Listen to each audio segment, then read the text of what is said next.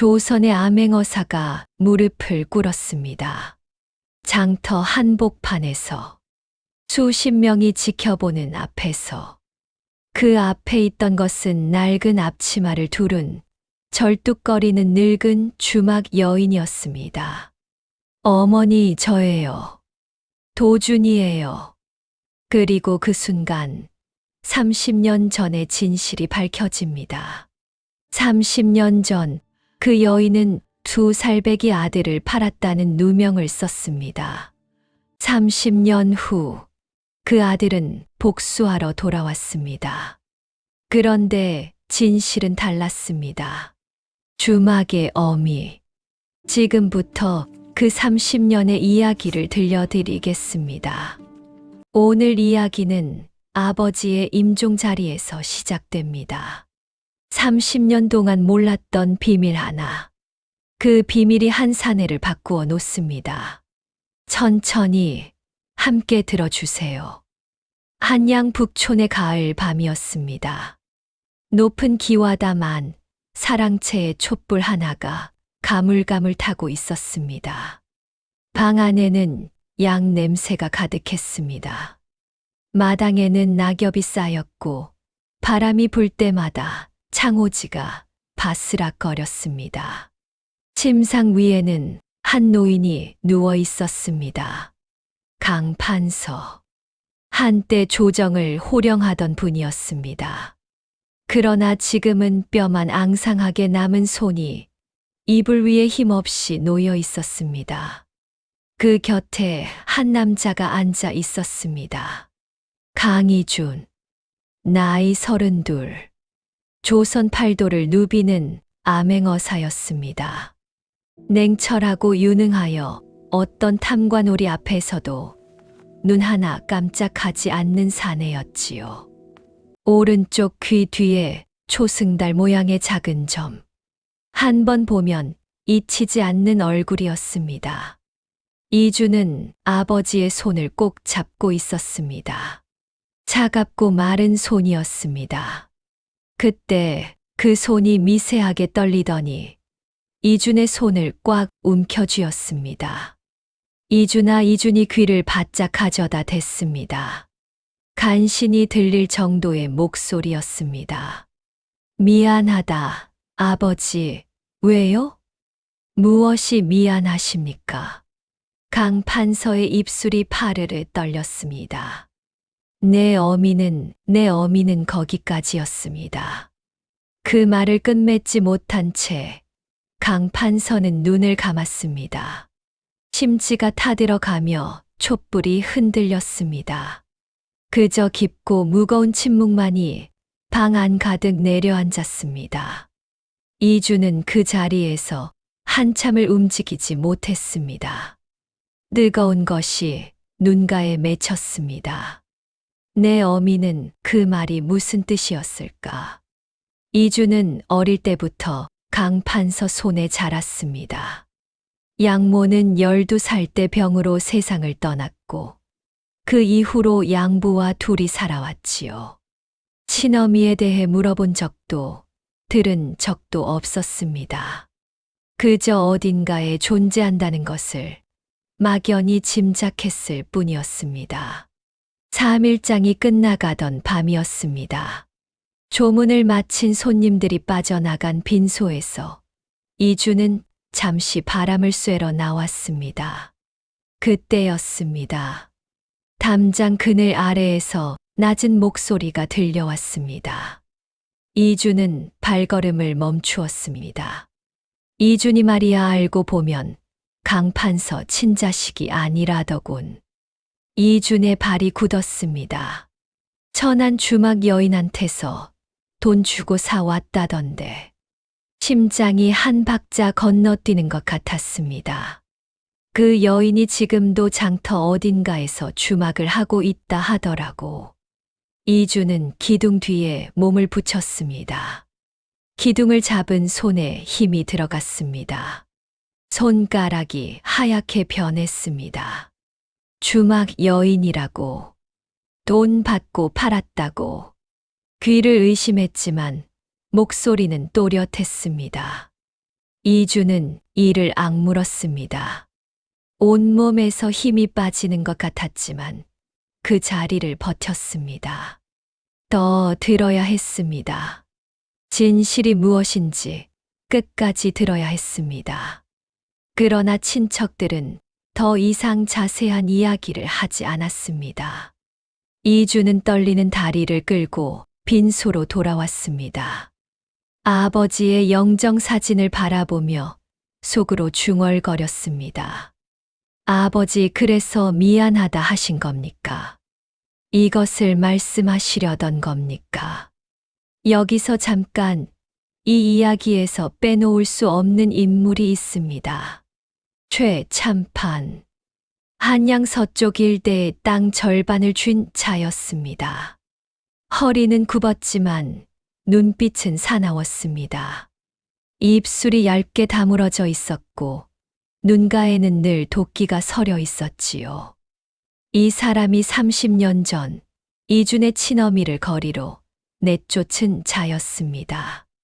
그리고 지금도 장터 끝 낡은 주막 여인을 괴롭히고 있었습니다. 최참판이 마름을 불렀습니다.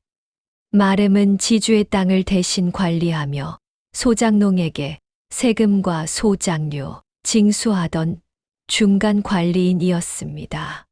장터 끝에 있는 그 주막년 말이야. 마름이 고개를 숙였습니다. 예, 날이 아직도 안 나갔어? 예, 버티고 있습니다요. 최참판의 눈이 가늘어졌습니다. 그래. 그럼 이번엔 확실히 처리해. 마름이 씩 웃었습니다. 알겠습니다. 나리. 이 장면이 왜 중요하냐면요. 30년 전에도 30년 후에도 그 주막 여인은 이 사람에게 시달리고 있었습니다. 그 여인의 이름은 옥분이었습니다. 장례를 마친 다음 날 이주는 수하하인 만복을 불렀습니다. 목소리가 차갑고 낮았습니다. 내 친어미를 찾아라. 만복이 깜짝 놀라 이준을 쳐다봤습니다. 나으리, 그게 무슨 말씀이신지요? 내가 입양하라는 소문이 있다. 사실인지 확인하고 친어미가 누군지 지금 어디서 무엇을 하고 사는지 전부 알아내어라. 만복이 고개를 숙이고 물러났습니다. 열흘이 지난 후 만복이 보고서를 가져왔습니다. 찾았습니다. 나으리. 이준의 눈빛이 날카롭게 빛났습니다. 이름은 옥분. 나이 60이 넘었습니다. 한양 서쪽 장터 끝자락, 간판도 없는 작은 주막을 혼자 운영하고 있습니다. 30년 전 나으리를 입양 보내면서 돈을 받은 기록이 있습니다. 이주는 보고서를 집어들었습니다. 낡은 한지 위에 붓으로 적힌 이름 하나. 옥분. 그것이 자신을 낳은 여자라니. 이준의 가슴 한가운데서 불덩이 같은 분노가 타올랐습니다. 돈 받고 자식을 판 여자. 그 돈으로 지금까지 살아온 여자. 이주는 창밖을 바라보며 조용히 결심했습니다. 직접 가서 확인하겠다. 그 여자가 어떻게 사는지 두 눈으로 낱낱이 보겠다. 그리고 마지막에 내가 바로 그 아들이었다는 것을 밝히며 저 여자를 절망의 구렁텅이로 밀어넣겠다. 이준의 눈빛이 싸늘하게 식어갔습니다. 방 안 가득 깊은 침묵이 내려앉았습니다. 다음 날 아침 이준은 거울 앞에 섰습니다. 그런데 거울 속에는 더 이상 암행어사의 모습이 없었습니다.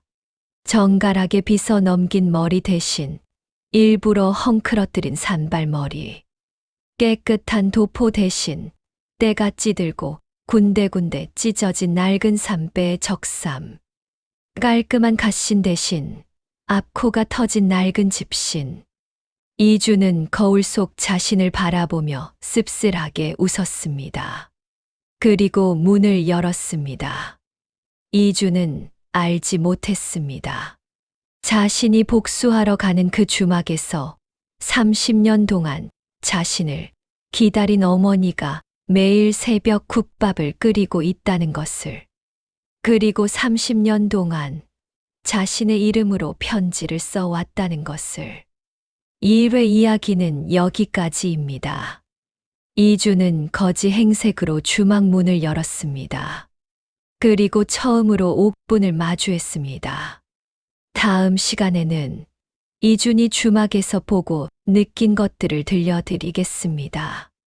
이 여자는 정말 나쁜 사람일까? 아니면 다른 무언가가 있는 것일까? 장터로 향하는 길은 예상보다 멀었습니다. 한양 서쪽 성문을 지나 구불구불한 흙길을 한참 걸어야 했습니다. 늦가을 아침 공기는 차가웠고 길가에는 떨어진 낙엽이 수북이 쌓여 있었습니다. 이주는 일부러 어깨를 구부정하게 굽히고 걸었습니다. 발걸음도 힘없이 질질 끌었습니다. 지나가는 장꾼들이 힐끗 쳐다보다 이내 고개를 돌렸습니다. 누가 봐도 갈 곳 없는 떠돌이였습니다. 장터 입구에 들어서자 시끄러운 소리가 사방에서 쏟아졌습니다.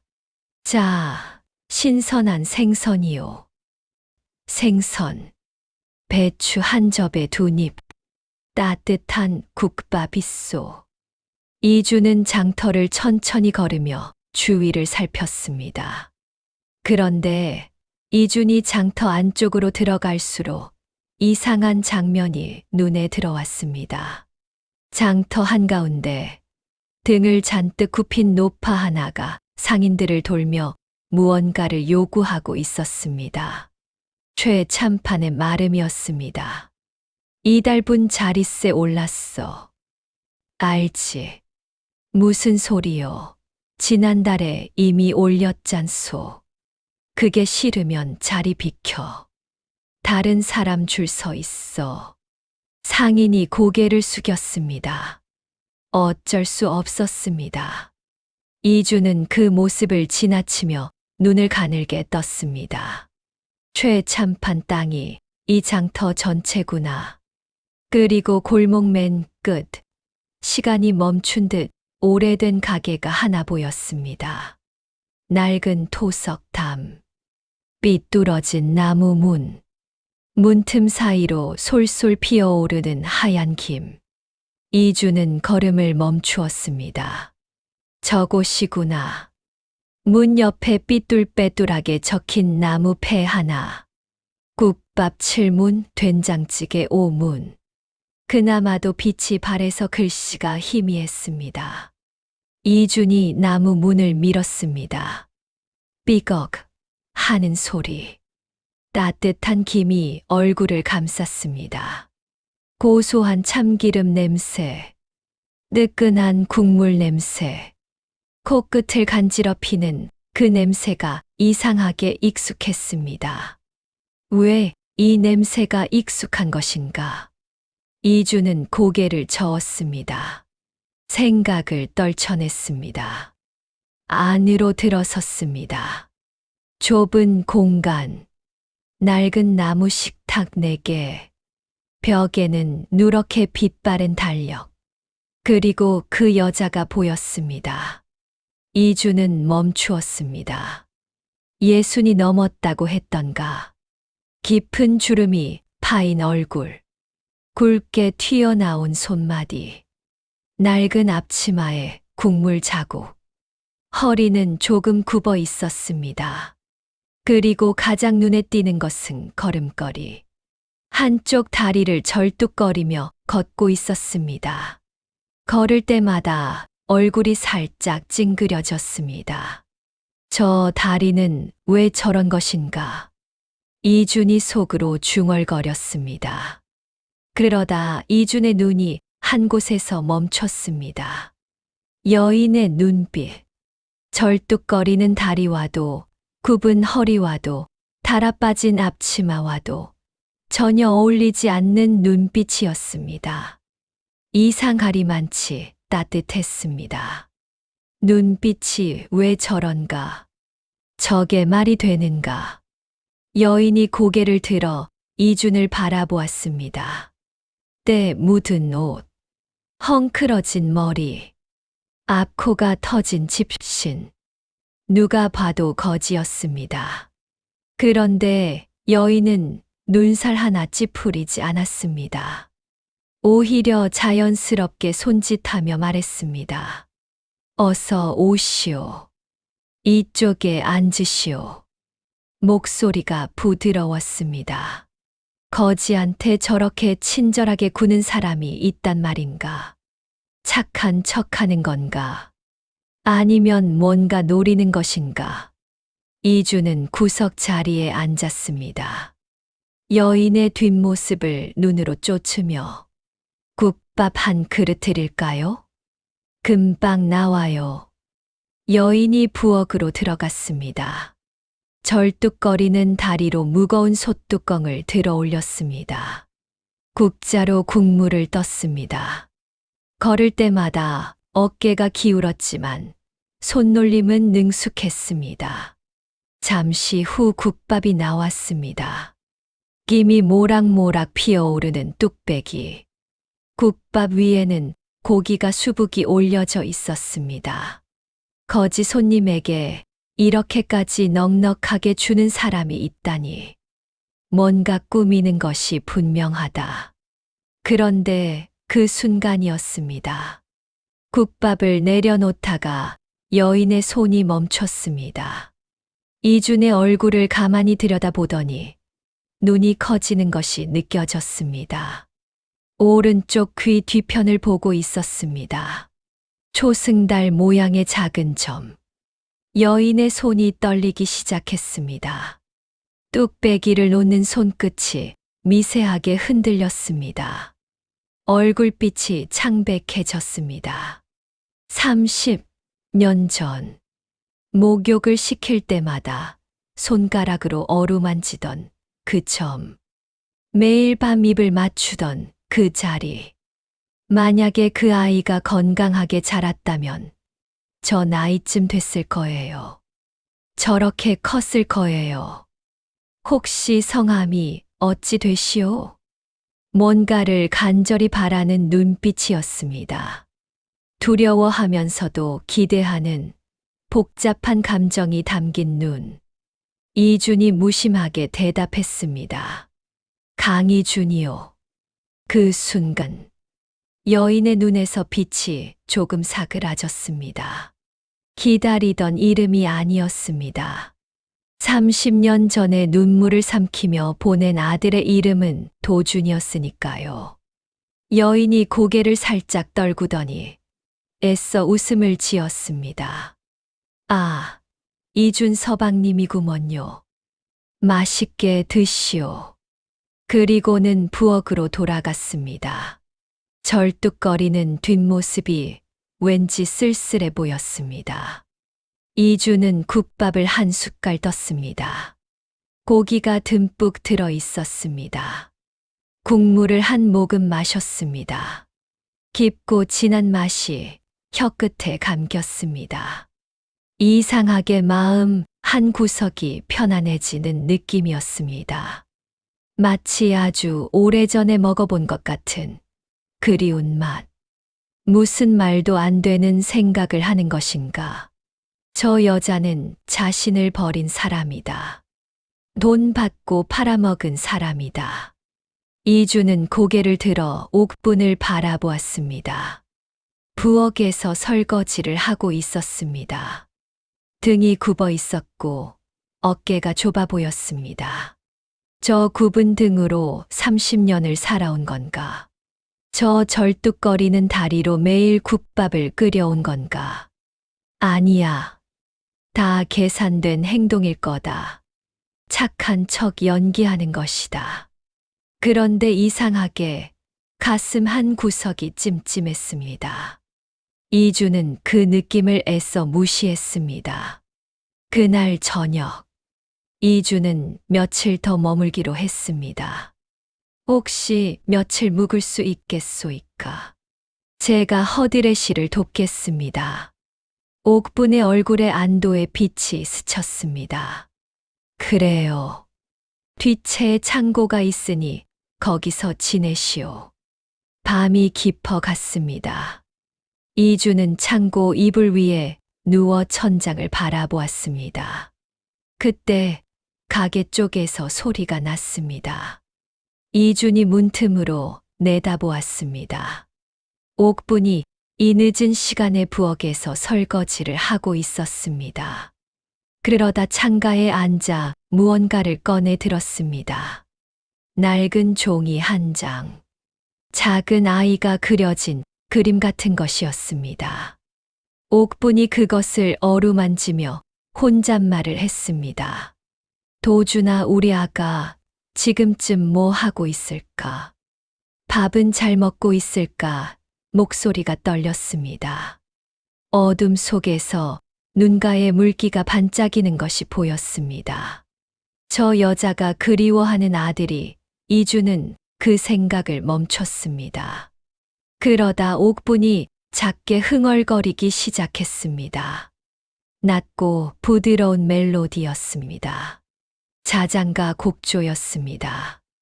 이준의 몸이 굳었습니다. 이 노래가 왜 이렇게 익숙한 것인가? 잡으려 하면 사라지고 외면하려 하면 다시 떠오르는 기억의 파편. 이주는 눈을 감았습니다. 이상하게 마음이 편안해졌습니다. 평소에는 불면으로 밤마다 뒤척이곤 했는데 그날 밤은 이상하게 깊은 잠에 빠져들었습니다. 꿈도 꾸지 않고 새벽까지 푹 잤습니다. 2회 이야기는 여기까지입니다. 이주는 아직 모릅니다. 저 자장가가 자신을 위해 만들어진 노래라는 것을. 다음 화에선 최참판의 말음이 주막에 들이닥칩니다. 그리고 이준이 몰랐던 한 가지 사실이 밝혀지기 시작합니다. 이준은 며칠 더 머물기로 했습니다. 저녁 무렵 이준이 일부러 낡은 돈주머니를 바닥에 떨어뜨렸습니다. 툭 하는 소리와 함께 주머니가 식탁 아래로 굴러갔습니다. 주머니 안에는 엽전 한 입만 들어 있었습니다. 거지 행색에 맞게 준비해 둔 소품이었습니다. 옥분이 그 소리를 듣고 다가왔습니다. 허리를 굽혀 주머니를 집어들었고 그 순간 주머니가 살짝 벌어지며 안이 보였습니다. 엽전 한 입. 그게 전부였습니다. 옥분의 얼굴에 안타까움이 스쳤습니다. 주머니를 이준에게 건네주면서 그의 행색을 다시 한번 훑어보았습니다. 때 묻은 옷, 헝클어진 머리, 앞코가 터진 집신. 옥분은 잠시 망설이다 조심스럽게 입을 열었습니다. 서방님, 혹시 잘 곳이 있으시오? 걱정하는 눈빛이었습니다. 이준이 고개를 들었습니다. 마땅치 않소이다. 옥분의 눈빛이 진심으로 걱정하는 것 같았습니다. 요즘 밤이 많이 차지 않소. 며칠이라도 여기서 지내시오. 뒷채에 작은 창고가 있는데 이부자리 깔면 잘 수 있을 거요. 이주는 속으로 비웃었습니다. 착한 척하는 건가? 뭔가 노리는 것이 있는 건가? 그러나 가까이서 지켜볼 수 있는 기회였습니다. 감사합니다. 며칠만 신세를 지겠습니다. 대신 허들의 씨를 돕겠습니다. 옥분의 얼굴에 안도의 빛이 스쳤습니다. 마치 길 잃은 아이를 찾은 것처럼 표정이 밝아졌습니다. 그래요. 잘 생각했소. 이리 와요. 창고 보여드릴게. 창고는 가게 뒤편에 붙어 있는 작은 공간이었습니다. 삐걱거리는 문을 열자 먼지의 냄새와 함께 오래된 물건들이 눈에 들어왔습니다. 쌀포대, 낡은 솥, 그리고 구석에 쌓인 이불들. 옥분이 이불을 꺼내 바닥에 깔아 주었습니다. 밤에 춥지 않게 2장 깔아 드릴게요. 배고프면 언제든 말하시오. 옥분이 문을 닫고 나가자 이준의 눈빛이 차갑게 변했습니다. 좋아. 이제부터 당신이 어떻게 사는지 낱낱이 지켜보겠다. 밤이 깊어갔습니다. 이준은 이불 위에 누워 천장을 바라보았습니다. 그런데 가게 쪽에서 무슨 소리가 났습니다. 이준이 살짝 창고 문을 열고 내다보았습니다. 옥분이 부엌에서 설거지를 하고 있었습니다. 이 늦은 시간에 절뚝거리는 다리로 서서 그릇을 닦고 솥을 문지르고 바닥을 쓸었습니다. 등이 굽어 있어서 허리를 제대로 펴지 못하는 것 같았습니다. 그러다 옥분이 창가에 앉아 무언가를 꺼내 들었습니다. 낡은 사진 같은 것이었습니다. 아니, 그림이었습니다. 작은 아이가 그려진 낡은 종이. 옥분이 그것을 어루만지며 혼잣말을 했습니다. 도준아, 우리 아가 지금쯤 뭐 하고 있을까? 밥은 잘 먹고 있을까? 목소리가 떨렸습니다. 어둠 속에서 옥분의 눈가에 물기가 반짝이는 것이 보였습니다. 이준은 창고 문틈으로 그 모습을 지켜보았습니다. 가슴 한 구석이 이상하게 먹먹해졌습니다. 왜 그런지는 알 수 없었습니다. 저 여자가 그리워하는 아들이 바로 자신이라는 것을 이준은 아직 몰랐습니다. 다음 날 새벽이었습니다. 이준이 눈을 떴을 때 창밖은 아직 어두컴컴했습니다. 가게 쪽에서 달그락거리는 소리가 났습니다. 창고 문틈으로 내다보니 옥분이 이미 일어나 있었습니다. 새벽 닭이 울기도 전이었습니다. 옥분은 절뚝거리는 다리로 무거운 솥을 옮기고 있었습니다. 솥 안에 사골뼈를 넣고 물을 붓고 불을 켰습니다. 국물을 우려내는 것이었습니다. 걸을 때마다 한쪽 다리를 끌었고 얼굴이 찡그려졌지만 손을 멈추지 않았습니다. 이준은 그 모습을 지켜보며 의문이 들었습니다. 저 다리는 왜 저런 것일까? 언제부터 저랬던 것일까? 돈을 받았다면서 왜 치료를 안 한 것일까? 아침이 되자 이준도 가게로 나왔습니다. 옥분이 국밥 2그릇을 식탁에 내려놓았습니다. 하나는 이준 앞에, 하나는 자기 앞에. 그런데 이준 앞에 놓인 국밥에는 고기가 수북이 올라가 있었고 옥분 앞에 놓인 그릇에는 국물과 밥만 있었습니다. 고기는 한 점도 없었습니다. 많이 드시오. 젊은 사람은 고기를 먹어야 기운이 나지요. 옥분이 웃으며 말했습니다. 이준은 밥을 먹으면서 옥분의 그릇을 슬쩍 보았습니다. 어젯밤에도 찬밥에 물 말아 먹더니 아침에도 국물만 먹고 있었습니다. 손님한테는 고기 듬뿍, 본인은 건더기 없는 국물. 이게 말이 되는 건가요? 이준의 머릿속이 복잡해졌습니다. 저녁 무렵이었습니다. 가게 앞에 나이가 서너 살쯤 되어 보이는 사내아이가 서성거리고 있었습니다. 낡은 옷에 맨발이었습니다. 아이는 가게 안을 힐끔힐끔 쳐다보다가 옥분과 눈이 마주치자 고개를 푹 숙였습니다. 옥분이 앞치마를 털며 밖으로 나갔습니다. 얘야, 배가 고프니? 들어와서 밥 먹고 가거라. 아이가 고개를 들었습니다. 아주머니, 저 돈이 없는데요. 돈은 무슨? 어서 들어오너라. 옥분이 아이의 손을 잡고 가게 안으로 데려왔습니다. 그리고 국밥을 한 그릇 가득 퍼서 아이 앞에 내려놓았습니다. 고기도 듬뿍, 밥도 수북이. 아이가 허겁지겁 국밥을 먹기 시작했습니다. 얼마나 배가 고팠던 것일까.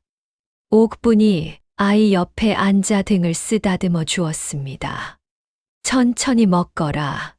체하겠다. 배고프면 언제든 와서 먹어. 알겠지? 아이가 고개를 끄덕였습니다. 눈가에 물기가 맺혔습니다. 이주는 구석에서 그 장면을 지켜보았습니다. 또 공짜로 주네. 나한테도 그랬고, 이제 저 아이한테도 그러고, 장사할 생각이 있긴 한 건가. 아이가 밥을 다 먹고 꾸벅 인사를 했습니다. 아주머니, 감사합니다. 진짜 맛있었어요. 그래. 또 배고프면 언제든 오거라. 옥분이 따뜻하게 손을 흔들었습니다. 이준이 물었습니다. 왜 밥을 계속 공짜로 주시오? 옥분이 고개를 돌려 이준을 바라보았습니다. 눈가에 잔잔한 미소가 번졌습니다. 저 아이, 할머니랑 둘이 사는데 형편이 어렵다오. 저도 옛날에 아들이 있었는데 그 생각이 나서요. 이준의 표정이 굳었습니다. 아들이라고요? 돈 받고 판 아들 말하는 건가요? 명숙의 말이 뻔뻔하게 들렸습니다. 자기가 무슨 짓을 했는지 기억이나 하는 것일까요? 그러나 옥분의 눈빛에는 거짓이 없어 보였습니다. 아들을 말할 때 목소리가 살짝 떨렸고 눈가에 물기가 맺히는 것이 보였거든요. 뭐가 진실인 것일까요? 사흘째 되던 날 아침이었습니다. 이상하게 공기가 무거웠습니다. 이준이 창고에서 눈을 비비며 일어났을 때 밖에서 다급한 발소리가 들려왔습니다. 무슨 일인지 이준이 문틈으로 밖을 살피려는 순간이었습니다. 장터에서 두부를 파는 복례라는 여인이 헐레벌떡 뛰어오고 있었습니다. 숨이 턱까지 차올라 제대로 말도 못하고 있었어요. 얼굴이 새하얗게 질려 있었습니다. 옥분아, 최참판댁 마름이 또 온다. 조심해. 옥분의 얼굴에서 핏기가 싹 빠졌습니다. 국자를 들고 있던 손이 덜덜 떨렸습니다. 눈이 커지더니 입술이 파르르 떨리기 시작했습니다. 이준이 창고 구석에서 그 모습을 지켜보며 고개를 갸웃거렸습니다. 최참판이라고요. 마름이라고요. 그게 누구이기에 저렇게 두려워하는 것일까? 쾅. 그때 가게 문이 벌컥 열렸습니다. 험상궂게 생긴 사내 둘이 들어섰습니다. 기름진 얼굴에 눈이 오목하게 들어간 마름이라는 자였습니다. 마름이 성큼 다가오더니 옥분의 멱살을 확 움켜쥐었습니다. 2년 주제도 모르고 아직도 이 자리를 지키고 있어. 어서 이 땅 넘겨. 옥분이 숨이 막힌 듯 소리를 냈습니다. 저는 이 땅을 팔 수 없소이다, 뭐. 2년이 아직도. 마름이 옥분을 세게 밀쳤습니다. 옥분이 뒤로 비틀거리다 바닥에 넘어졌습니다. 절뚝거리던 다리가 꺾이면서 얼굴이 고통으로 일그러졌습니다. 그러나 옥분은 신음소리 하나 내지 않았습니다. 이준이 무의식적으로 한 발짝 내디디려는 순간이었습니다. 복례가 뛰어들어 마름을 막아섰습니다. 두 팔을 벌려 옥분을 가리며 외쳤습니다. 이 양반들아, 이게 무슨 짓이오? 당장 그만하시오. 복내의 목소리가 떨리고 있었습니다.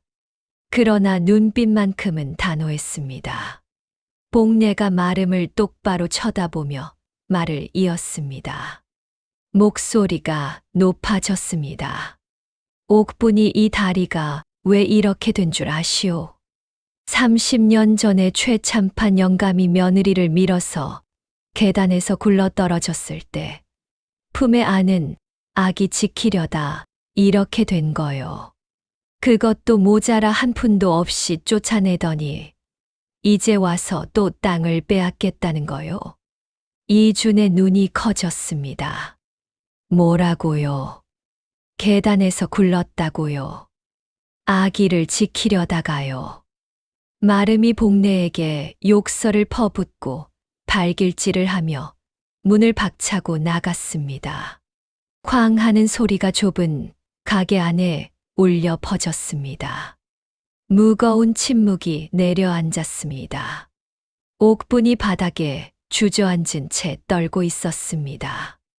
어깨가 잔뜩 움츠러들어 있었고 두 손은 무릎 위에서 파르르 떨리고 있었습니다. 복내가 옥분의 어깨를 붙잡고 일으키려 했습니다. 옥분이 고개를 저으며 복내의 손을 잡았습니다. 목소리가 떨렸지만 애써 웃음을 지었습니다. 복내야, 나 괜찮아. 그만해. 그리고 고개를 들어 이준을 바라보았습니다. 방금 전까지 멱살을 잡히고 바닥에 넘어졌던 사람이라고는 믿기지 않을 만큼 온화한 눈빛이었습니다. 눈가에는 아직 눈물 자국이 남아 있었지만 입가에는 희미한 미소가 번지고 있었습니다. 아이고, 나 때문에 서방님이 놀랐겠소. 괜찮소이다. 밥은 먹었소. 이준은 할 말을 잃었습니다. 자신을 쫓아낸 마름에게 밀쳐지고도 거지인 자신의 밥 걱정을 하다니. 대체 이 사람은 무엇인가? 이준은 가게 밖으로 나가는 복내를 따라갔습니다. 골목 어귀에서 복내를 붙잡고 조심스럽게 물었습니다. 목소리를 낮췄습니다. 아주머니, 아까 그 말이 무슨 말이요? 계단에서 굴렀다는 것이요. 복내가 이준을 위아래로 훑어보았습니다. 30년 된 친구의 사연을 꺼내는 것이 쉽지 않은 모양이었습니다. 복내가 한숨을 깊이 쉬었습니다. 눈가에 주름이 깊게 패어 있었습니다. 30년 전 일이요. 옥분이 남편이 갑자기 세상을 떠났거든요. 복내가 가게 안쪽을 힐끗 보며 목소리를 낮췄습니다. 그런데 아이가 심장병에 걸렸다오. 수술비가 필요했는데 시아버지 최참판이 옥분이 팔자가 사납다며 돈 한 푼 안 주고 내쫓았지요. 이준의 눈이 가늘어졌습니다. 돈을 안 줬다고요. 만복의 말에는 분명 돈을 받았다고 했는데 복내가 말을 이었습니다. 목소리가 떨리기 시작했습니다. 쫓아내면서 최참판이 옥분이를 밀었대요. 계단에서 굴렀는데 옥분이가 아이를 품에 꼭 안고 자기 몸으로 감싸서 아이는 안 다쳤어요. 복내가 눈물을 훔쳤습니다. 대신 옥분이 다리가 그렇게 된 거요. 그것도 모자라서 가진 돈 다 털어서 자기 다리 수술도 안 하고 아이한테 다 보탰다더라고요. 이준의 머릿속이 하얘졌습니다. 다리 수술비를 포기했다고요. 이준은 아무 말 없이 창고로 돌아왔습니다. 이불 위에 털썩 주저앉았습니다. 머릿속에서 두 가지 이야기가 부딪히고 있었습니다. 돈 받고 자식을 팔았다는 말과 다리 수술비까지 아이에게 보탰다는 말. 어느 쪽이 진실인 것일까요? 그날 밤 이준은 잠이 오지 않았습니다. 한참을 뒤척이다 창고 문틈으로 가게 쪽을 바라보았습니다. 옥분이 부엌에서 설거지를 마치고 창가에 앉아 있었습니다. 그리고 작게 무언가를 흥얼거리기 시작했습니다. 낮고 부드러운 멜로디였습니다. 자장가 곡조였습니다. 이준의 몸이 굳었습니다. 이 노래가 왜 이렇게 익숙한 것일까요? 어디서 들어본 것 같은데 언제 들었던 것일까? 머릿속 어딘가에서 희미한 기억이 꿈틀거렸습니다. 잡으려 하면 사라지고 외면하려 하면 다시 떠오르는 느낌이었습니다. 이주는 눈을 감았습니다. 이상하게 마음이 편안해졌습니다. 그 노래를 들으니 가슴 속에서 뭔가 따뜻한 것이 퍼져나가는 것 같았습니다. 나를 판 사람인데 내 마음이 왜 이러는 것인가? 이주는 그 의문을 품은 채 잠이 들었습니다. 꿈도 꾸지 않고 새벽까지 푹 잤습니다. 나흘째 아침이 밝았습니다. 이준이 창고에서 눈을 떴을 때 옥분이 평소보다 일찍 외출 준비를 하는 것이 보였습니다. 낡은 앞치마를 벗고 깨끗한 외출복으로 갈아입는 모습이 창고 문틈으로 보였습니다. 손에는 음식이 담긴 큰 보따리가 들려 있었습니다. 어디 가는 것일까요? 이주는 직감적으로 뭔가 중요한 일이 있을 것이라고 느꼈습니다. 옥분이 가게 문을 잠그고 골목을 빠져나가자 이주는 조용히 뒤를 밟았습니다. 옥분은 장터 골목을 지나 한양 외곽 쪽으로 향했습니다. 절뚝거리는 걸음이었지만 멈추지 않았습니다. 한 발짝 내디딜 때마다 얼굴이 살짝 찡그려졌지만 보따리를 꼭 쥔 손에는 힘이 들어가 있었습니다. 걸어서 1시간쯤 되었을까요? 옥분이 멈춰 선 곳은 한양 외곽의 오래된 건물 앞이었습니다. 고아원이었습니다. 이준이 담장 너머로 고개를 내밀며 속으로 중얼거렸습니다. 고아원이라고요? 왜 여기에 온 것일까요? 옥분이 문을 열고 들어가자 마당에서 놀던 아이들이 환하게 웃으며 달려왔습니다. 우와, 옥분 할머니다. 할머니! 아이들이 옥분에게 달려와 안겼습니다. 옥분이 아이들 머리를 하나하나 쓰다듬으며 환하게 웃었습니다. 주름진 얼굴에 햇살이 내려앉은 것 같았습니다. 옥분이 가져온 보따리를 풀었습니다. 김이 모락모락 피어오르는 음식들이 나왔습니다. 주먹밥, 나물, 계란말이. 새벽부터 준비한 것이 분명했습니다. 아이들이 환호성을 지르며 손을 뻗었습니다. 옥분은 아이들과 함께 마당에 앉아 밥을 먹었습니다. 아이들이 제잘거리는 소리가 담장 바깥까지 들려왔습니다. 옥분이 연신 아이들 입에 음식을 넣어주며 웃었습니다. 정작 본인은 거의 먹지 않으면서요. 잠시 후 옥분이 어린아이 하나를 무릎에 앉혔습니다. 아이의 등을 토닥이며 노래를 부르기 시작했습니다. 낮고 부드러운 멜로디였습니다. 이준의 숨이 멎는 것 같았습니다. 어젯밤에 들었던 바로 그 자장가였습니다. 이준의 심장이 쿵쾅거리기 시작했습니다. 돈 받고 자식을 팔아먹은 여자가 왜 고아원에서 아이들에게 밥을 먹이고 있는 것일까요? 왜 아이들에게 자장가를 불러주는 것일까요? 왜 저렇게 환하게 웃는 것일까요? 이주는 담장의 등을 기대고 숨을 골랐습니다. 눈시울이 뜨거워졌습니다. 코끝이 찡해지면서 눈앞이 흐려졌습니다. 이주는 당황해서 몸을 돌렸습니다. 뭐야? 내가 왜 이러는 것인가? 이주는 고아원을 등지고 걸었습니다. 발걸음이 자꾸 느려졌습니다. 뒤를 돌아보고 싶었지만 애써 참았습니다. 주막으로 돌아온 이주는 가게 안을 둘러보다 부엌 한쪽에 메모가 붙어 있는 것을 발견했습니다. 가스비가 밀린 것, 다음 달까지 내기. 그 옆에 또 다른 메모가 있었습니다.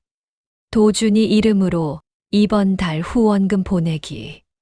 이준의 손이 멈췄습니다. 도준이라는 이름이 눈에 박혔습니다. 자신의 본명이었습니다. 집세도 밀렸으면서 후원금은 꼬박꼬박 보낸다고요. 그것도 자신의 이름으로요. 이주는 만복을 불렀습니다. 목소리가 낮고 급했습니다. 그 돈 건 더 자세히 알아봐라. 그 돈이 정확히 어디로 갔는지. 이틀 후 만복이 보고를 가져왔습니다. 날이 다시 확인해 보니 이상한 것이 있었습니다. 이준의 심장이 멈추는 것 같았습니다. 이상하다니요. 뭐가 이상하다는 것이요. 만복의 목소리가 낮아졌습니다. 돈을 받은 것은 맞는데 받자마자 바로 돌려줬다는 기록이 있습니다. 받을 수 없다고요. 이준의 다리에 힘이 풀렸습니다. 돌려줬다고요. 한 푼도 안 썼다는 것인가요? 만복이 말을 이었습니다. 그리고 날이 더 놀라운 것이 있습니다. 이준이 숨을 죽이고 다음 말을 기다렸습니다. 심장이 귀에서 들릴 정도로 빠르게 뛰고 있었습니다. 옥분 씨는 당시 전 재산 100냥을 나리의 본명 윤도준으로 심장병 앓는 아이들에게 기부했습니다. 이준의 머릿속이 하얘졌습니다. 자신의 본명으로 기부를 했다고요. 30년 전에요. 전 재산을요. 만복이 종이를 넘기는 소리가 들렸습니다.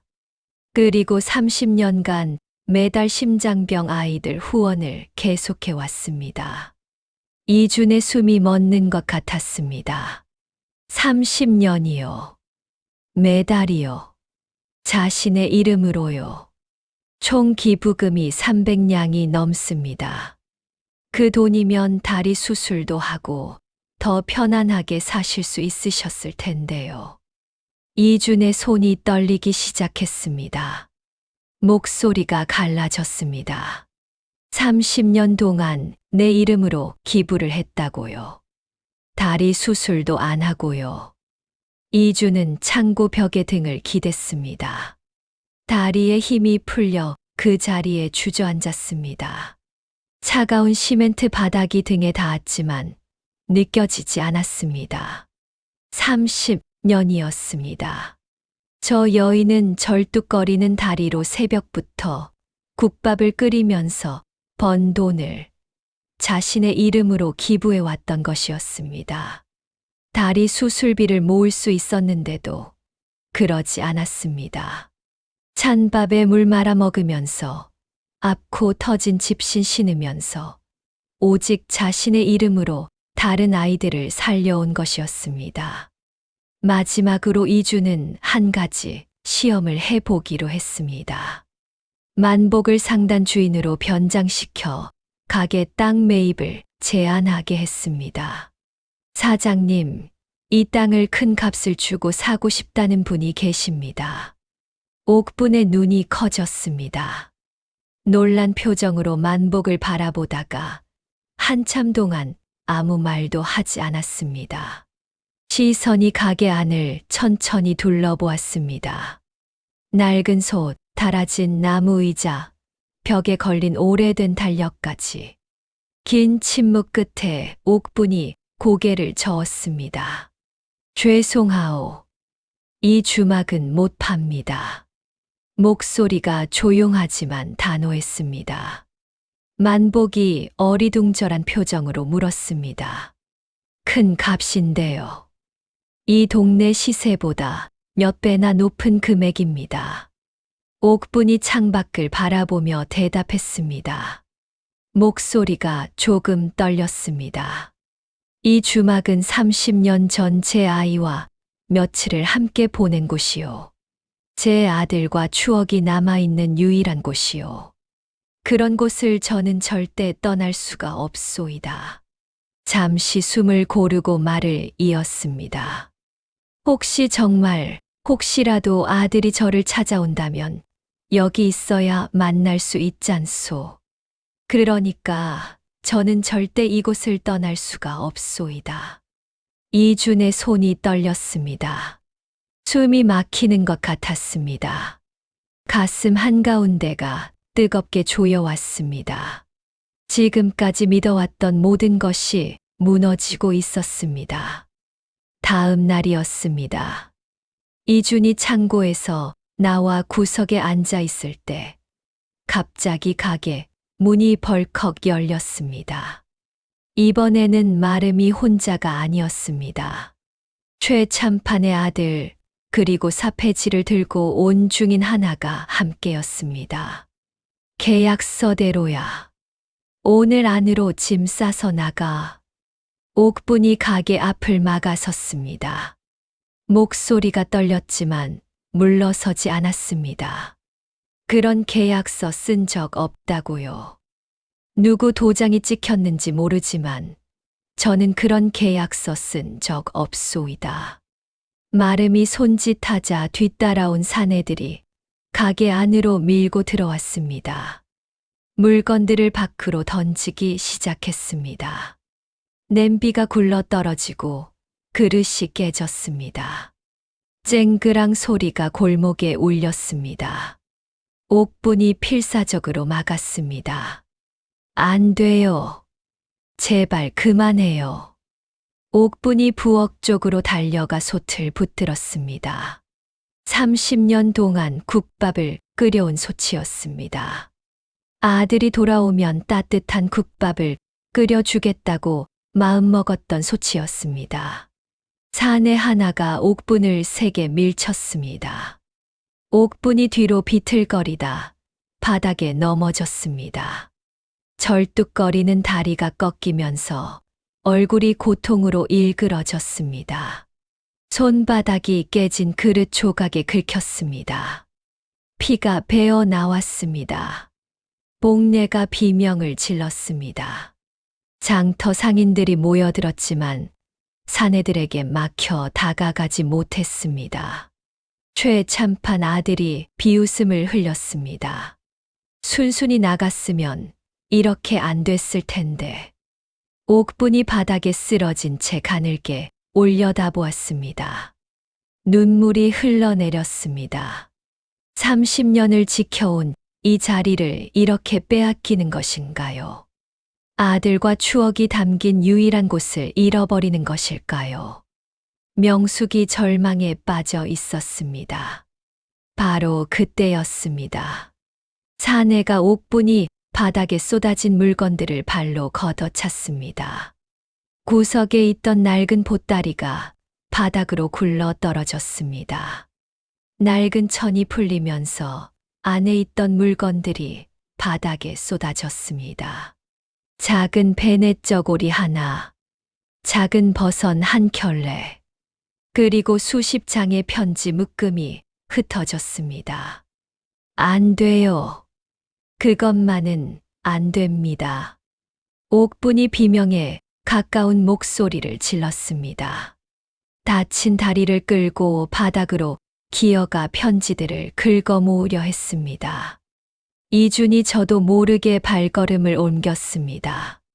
무릎을 꿇고 바닥에 흩어진 편지들을 집어들었습니다. 손이 떨렸습니다. 종이가 너무 낡아서 살살 만지지 않으면 찢어질 것 같았습니다. 누렇게 바랜 종이 위에 빼곡히 적힌 글씨가 눈에 들어왔습니다.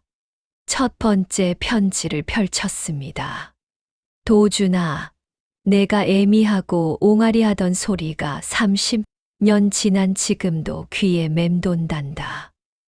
이준의 손이 떨렸습니다. 눈이 다음 줄로 옮겨갔습니다. 애미가 너를 버린 것이 아니야. 너를 살리고 싶었던 것이야. 미안해. 애미가 돈이 없어서 미안해. 이준의 눈에서 눈물이 뚝뚝 떨어졌습니다. 편지 위로 눈물 자국이 번졌습니다. 또 다른 편지를 떨리는 손으로 펼쳤습니다. 도준아, 오늘 내 생일이다. 애미가 미역국을 끓여놨는데 내가 없구나. 혼자 먹으려니 목이 안 넘어가더라. 또 다른 편지. 도준아, 오늘 장터에서 내 또래 아이를 봤어. 애미 손잡고 가는 모습이 너무 예뻤어. 우리 도준이도 저렇게 컸겠지. 또 다른 편지. 도준아, 애미가 오늘 많이 아팠어. 다리가 너무 아파서 가게 문을 못 열 뻔했어. 그래도 내 이름으로 후원금 보내야 해서 참았어. 애미가 아픈 건 괜찮아. 내 이름으로 다른 아이가 살 수 있으면 그걸로 됐어.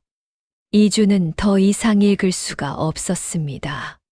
편지를 가슴에 꼭 안고 가게 밖으로 뛰쳐나갔습니다. 뒤에서 옥분이 부르는 소리가 들렸습니다. 서방님, 서방님. 그러나 멈출 수 없었습니다. 골목을 달리는 이준의 볼 위로 눈물이 쉴 새 없이 흘러내렸습니다. 앞이 보이지 않았습니다. 발이 걸려 비틀거렸지만 멈추지 않았습니다.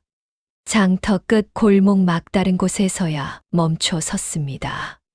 담벽에 등을 기대고 주저앉았습니다. 두 손으로 얼굴을 감싸고 목 놓아 울었습니다. 32년 인생에서 이렇게 운 적이 없었습니다. 엄마. 처음으로 그 단어가 입 밖으로 새어 나왔습니다. 낯설었지만 이상하게 따뜻했습니다. 가슴 속에서 뭔가 뜨거운 것이 솟아올랐습니다. 30년이었습니다. 30년 동안 저 여인은 자신을 기다렸습니다. 30년 동안 편지를 썼습니다. 30년 동안 자신의 이름으로 다른 아이들을 살렸습니다. 그런데 자신은 무엇을 했습니까? 복수하러 왔습니다. 저 여자를 무너뜨리러 왔습니다. 절망시키러 왔습니다. 이준의 입술이 파르르 떨렸습니다. 복수하러 왔던 자신이 한없이 부끄러웠습니다. 이불을 덮어 주던 거칠고 갈라진 그 손이 눈앞에 아른거렸습니다. 자장가 소리가 귓가에 맴돌았습니다. 국밥의 깊고 진한 맛이 혀끝에 남아 있었습니다. 그날 밤 이주는 고급 객주로 돌아갔습니다. 거지 행색은 벗어던지고 깔끔한 도포로 갈아입었습니다. 그러나 눈은 여전히 붉게 충혈되어 있었습니다.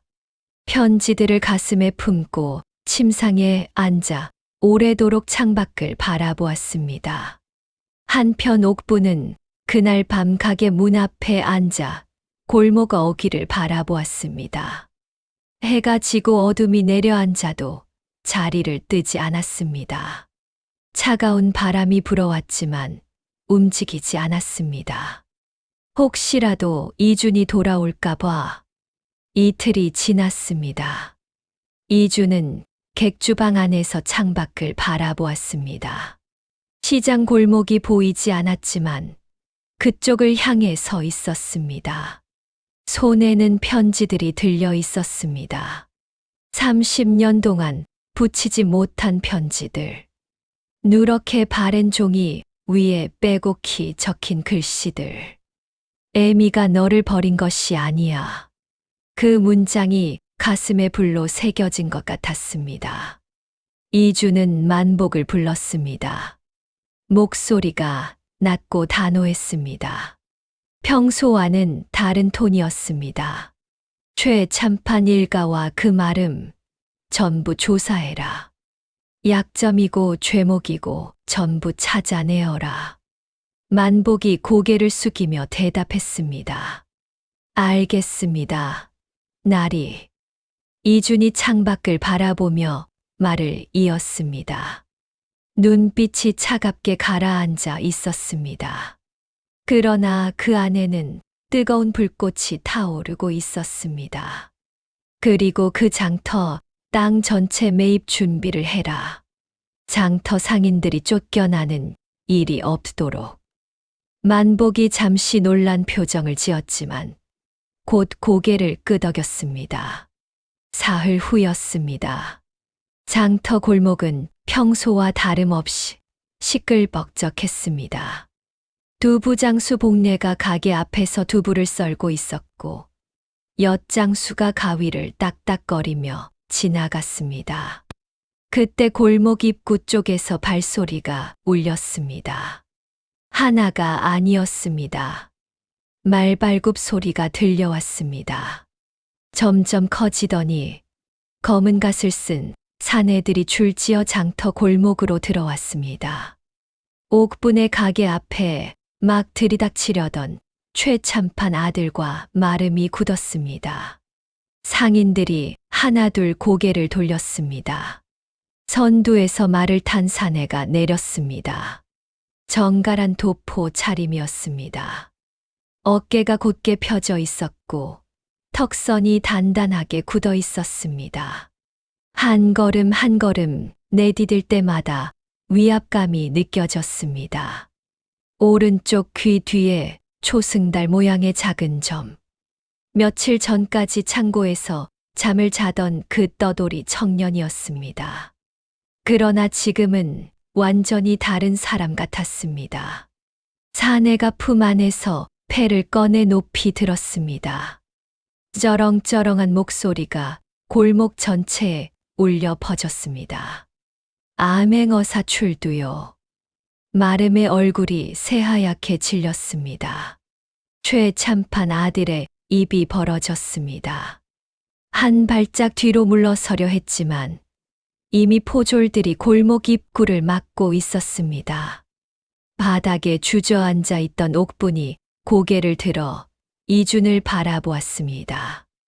눈이 크게 떠졌습니다. 입술이 파르르 떨렸습니다. 이준이 서류를 들어 보이며 말했습니다. 목소리가 차갑고 단호했습니다. 이 계약서 위조된 것이요. 인감도장을 훔쳐 만든 것 전부 조사했습니다. 최참판 아들의 얼굴이 일그러졌습니다. 입술이 파르르 떨렸습니다. 이준이 말을 이었습니다. 그리고 이 장터 땅 전체 이미 제가 매입했습니다. 장터 상인들은 이제 아무도 쫓겨나지 않을 것이요. 상인들 사이에서 웅성거리는 소리가 터져 나왔습니다. 만복이 앞으로 나서며 서류를 내밀었습니다. 최참판 아들을 향해 정중하지만 단호하게 말했습니다. 횡령 및 사기 혐의, 그리고 사문서 위조로 고발 준비 완료됐습니다.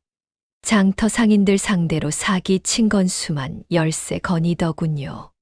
최참판 아들의 무릎이 흔들렸습니다. 뒤로 물러서려 했지만 이미 포졸들이 막고 있었습니다. 만복이 마름을 향해 고개를 돌렸습니다. 그리고 30년 전 며느리를 계단에서 밀어 상해를 입힌 죄, 아직 공소시효가 끝나지 않았습니다. 인감도장 절도와 사문서 위조까지. 마름의 무릎이 풀렸습니다. 그 자리에 털썩 주저앉았습니다. 얼굴이 흙빛으로 변했습니다. 나는 몰랐어. 내가 대체 누구란 말이냐? 이준이 옥분을 똑바로 바라보았습니다. 그리고 천천히 마름에게 고개를 돌리며 차갑게 대답했습니다. 당신들이 버린 그 병든 손주요. 죽지 않고 살아서 돌아왔소. 장터 골목 전체가 조용해졌습니다. 모두 경악한 표정으로 이준을 바라보았습니다. 복례가 입을 틀어막으며 눈물을 흘렸습니다. 상인들이 서로 얼싸안고 기뻐했습니다. 마름이 포졸에게 끌려가면서 소리쳤습니다. 이럴 수는 없어. 내가 누군 줄 알아. 포졸이 무표정하게 대답했습니다. 알고 있소이다. 사기 및 상해 혐의로 포박하겠소. 최참판 아들도 끌려갔습니다. 수갑이 채워지는 소리가 찰칵 울렸습니다. 상인들이 환호성을 질렀습니다. 잘됐다. 속이 시원하네. 저 나쁜 놈들 드디어 벌 받는구나. 복례가 눈물을 흘리며 박수를 쳤습니다. 30년 동안 옥분을 괴롭히던 사람들이 끌려가는 모습을 지켜보면서 악인들이 포졸에게 끌려가고 나자 골목에 다시 고요함이 찾아왔습니다. 낙엽이 바람에 흩날렸습니다. 가을 햇살이 장터 골목을 따뜻하게 비추었습니다. 이준이 천천히 옥분 앞으로 걸어갔습니다. 구두 소리가 골목에 울렸습니다. 또각또각. 모든 사람의 시선이 이준에게 쏠려 있었습니다. 숨소리조차 들리지 않았습니다. 옥분은 바닥에 주저앉아 있었습니다. 무슨 일이 벌어진 것인지 아직 이해하지 못하는 표정이었습니다. 눈이 크게 떠져 있었고 입술이 파르르 떨렸습니다. 이준이 옥분 앞에 멈춰 섰습니다. 옥분이 고개를 들어 이준을 올려다보았습니다. 목소리가 떨렸습니다. 서방님, 이게 다 어찌 된 일이오? 이준은 대답하지 않았습니다. 대신 천천히 무릎을 꿇었습니다. 깨끗한 도포가 먼지 투성이 흙바닥에 닿았습니다. 고급 옷이 젖은 흙에 검게 물들었지만 아랑곳하지 않았습니다. 골목 전체가 숨을 죽였습니다. 상인들이 두 사람을 지켜보았습니다. 아무도 말이 없었습니다. 바람 소리만 희미하게 들렸습니다. 이준의 눈에 눈물이 그렁그렁 맺혀 있었습니다. 옥분이 당황해서 손을 내저었습니다. 서방님, 왜 무릎을 꿇는 것이오? 어서 일어나시오. 이준의 입술이 떨렸습니다. 목구멍까지 차오른 말이 있었습니다. 30년 동안 한 번도 해보지 못한 말이었습니다. 이준의 눈에서 눈물이 흘러내렸습니다. 볼을 타고 턱 끝까지 흘러내린 눈물이 먼지 투성이 바닥 위로 떨어졌습니다. 뚝뚝. 이준의 입술이 떨렸습니다. 어머니. 옥분의 심장이 멈추는 것 같았습니다. 귀를 의심했습니다. 숨이 막혔습니다. 이준이 옥분의 손을 잡았습니다. 굵은 손마디, 갈라진 손등. 30년 동안 국밥을 끓여온 손이었습니다. 그 손을 두 손으로 꼭 감쌌습니다. 이준의 목소리가 갈라졌습니다. 어머니, 저예요. 도준이에요. 옥분의 눈이 크게 떠졌습니다. 입술이 파르르 떨렸습니다. 심장이 미친 듯이 뛰기 시작했습니다. 떨리는 손을 들어 이준의 오른쪽 귀 뒤를 어루만졌습니다. 초승달 모양의 작은 점. 30년 전 아기를 목욕시킬 때마다 손가락으로 어루만지던 그 점이었습니다. 매일 밤 입을 맞추던 그 자리였습니다. 정말 정령 도준이니? 옥분의 목소리가 갈라졌습니다. 30년 동안 삼켜온 그리움이 목구멍까지 차올랐습니다. 이준이 고개를 끄덕였습니다. 말이 나오지 않았습니다. 그저 고개만 끄덕였습니다. 옥분이 이준을 끌어안았습니다. 두 팔로 꼭 껴안았습니다. 30년 동안 품어보지 못한 아들이었습니다. 30년 동안 꿈에서만 만났던 아들이었습니다. 옥분이 오열했습니다. 목 놓아 울었습니다. 가슴 속에 쌓였던 30년의 눈물이 한꺼번에 쏟아져 나왔습니다. 도준아, 우리 아가 내가 죽기 전에 너를 만나는구나. 옥분의 어깨가 들썩였습니다. 이준을 아는 팔에 힘이 들어갔습니다. 놓치면 다시 사라질 것 같아서. 30년 전처럼 다시 떠나보내야 할 것 같아서. 골목 상인들이 모두 눈물을 흘렸습니다. 복례가 앞치마로 얼굴을 가렸습니다. 어깨가 들썩였습니다. 30년 동안 옥분의 아픔을 지켜봐 온 사람이었습니다. 한참을 울던 옥분이 고개를 들었습니다. 이준의 얼굴을 살폈습니다. 30년 만에 만났는데도 가장 먼저 하는 말이 있었습니다. 목소리가 떨렸지만 눈빛은 간절했습니다. 우리 도준이 지금은 아프지 않니? 건강하니? 이준의 눈에서 다시 눈물이 쏟아졌습니다. 30년 전 심장병으로 죽어가던 아기를 살리기 위해 모든 것을 포기한 어머니. 30년이 지난 지금도 가장 먼저 건강을 물어보는 어머니.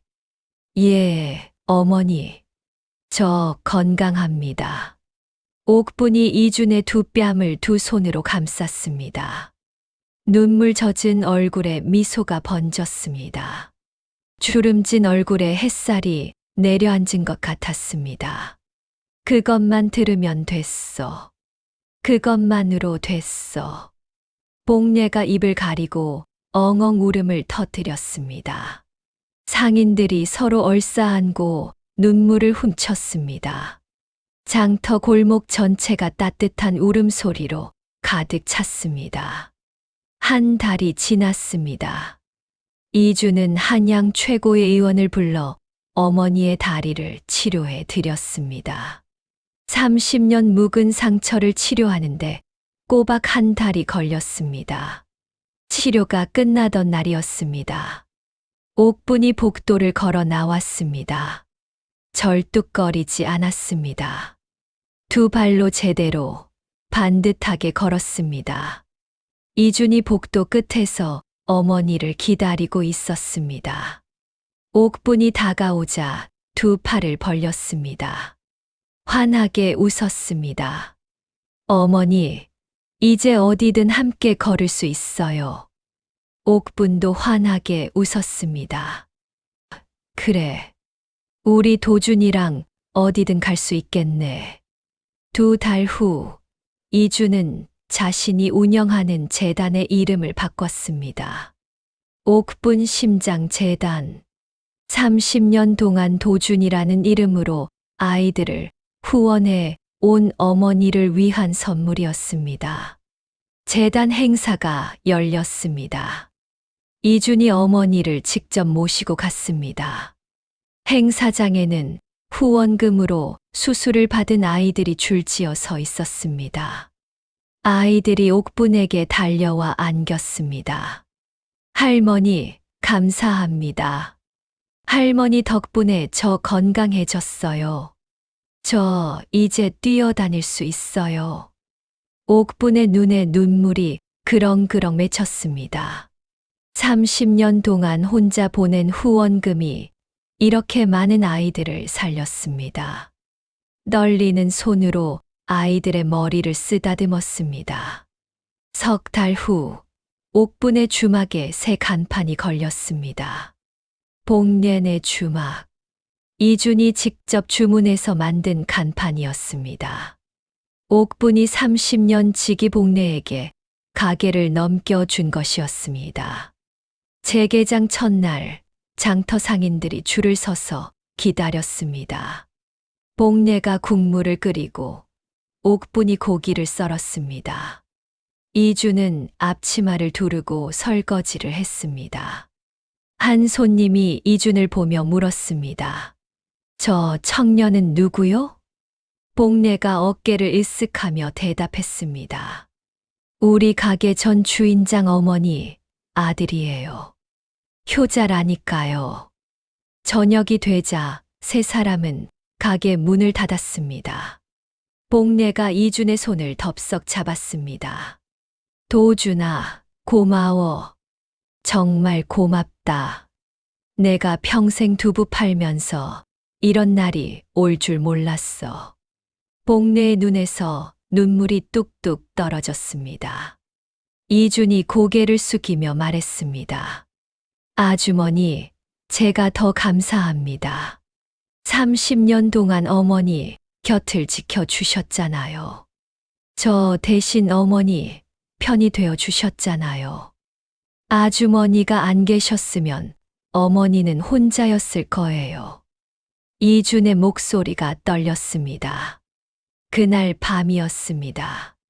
이준이 어머니의 방문 앞에서 머뭇거렸습니다. 문을 두드리는 소리가 작게 울렸습니다. 어머니, 저 도준이에요. 옥분이 문을 열었습니다. 이준이 조심스럽게 물었습니다. 30두 된 어른이 어린아이처럼 물어보고 있었습니다. 어머니, 저 오늘 어머니 옆에 누워도 되겠습니까? 옥분의 심장이 쿵 내려앉았습니다. 눈시울이 뜨거워졌습니다. 그래, 이리 와. 이준이 어머니 옆에 누웠습니다. 30년 만이었습니다. 2살배기 아기였던 아들이 이제 어른이 되어 어머니 곁에 누운 것이었습니다. 옥분이 이준의 이마를 쓰다듬으며 자장가를 흥얼거렸습니다. 낮고 부드러운 멜로디였습니다. 30년 전에도 불러주던 그 노래였습니다. 이준이 눈을 감으며 물었습니다. 어머니, 그 노래가 익숙해요. 어머니가 저한테 불러주시던 노래지요? 옥분이 이준의 머리카락을 쓸어넘기며 대답했습니다. 그래, 내가 아기 때 잠들 때마다 불러주던 노래란다. 이준의 눈에서 눈물이 흘러내렸습니다. 어머니, 저한테도 알려주세요. 이제 제가 어머니한테 불러드릴게요. 옥분의 볼 위로 눈물이 흘러내렸습니다.